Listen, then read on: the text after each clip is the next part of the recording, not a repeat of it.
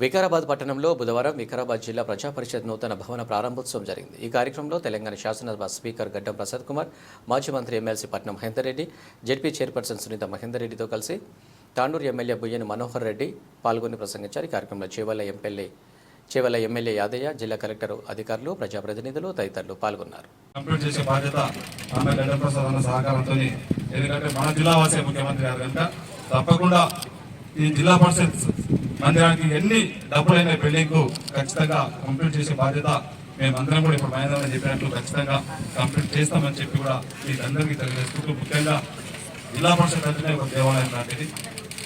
మనల్ని ప్రజలు ఎన్నో ఆశలు పెట్టుకొని మనం తెలియజేయడానికి ఒక చక్కటి వేదిక జిల్లా పరిషత్ సమావేశము.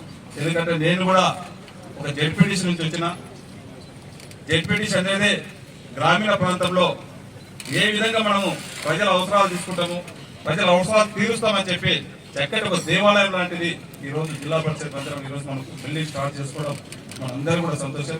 ముఖ్యంగా వేదిక మీద కూడా ఈరోజు ఇక్కడ మన ప్రసాదన కానీ యాదన కానీ మొత్తం వాళ్ళు కూడా ఒక ఎంపీపీగా లోకల్ పార్టీస్ నుంచి వచ్చేది ఈరోజు ఇక్కడ ఎమ్మెల్యే కానీ ఒక మంచి స్థానం, ఒక మినిస్టర్ కానీ ఒక స్పీకర్ కానీ అత్యున్నతమైన స్థానం పొందడం చాలా సంతోషకరమైన విషయం.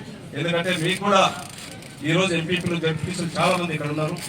ఒక మంచి అవకాశం మనకు ప్రజలకు సేవ చేసే అదృష్టం మనకు భగవంతుడు ప్రజల రూపకంగా మనకి ఇచ్చారు.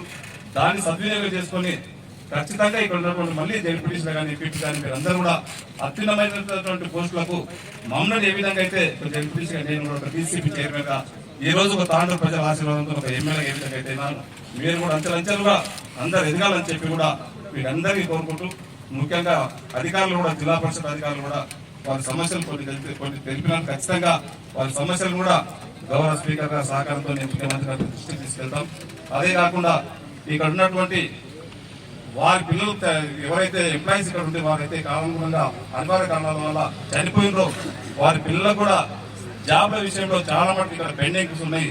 కలెక్టర్ గారి సహకారంతో ఖచ్చితంగా మన ప్రసాదన సహకారంతో ముఖ్యమంత్రి గారి దృష్టికి తీసుకొచ్చి ఆ విషయాలను కూడా అలాంటి వారిని కూడా ఖచ్చితంగా రిక్రూట్మెంట్ అయ్యే విధంగా ఖచ్చితంగా ప్రయత్నం చేస్తామని చెప్పి కూడా తెలియజేసుకుంటూ నాకు అవకాశం ఇచ్చిన వారందరూ కూడా మనస్ఫూర్తిగా ధన్యవాదాలు తెలుపుకుంటూ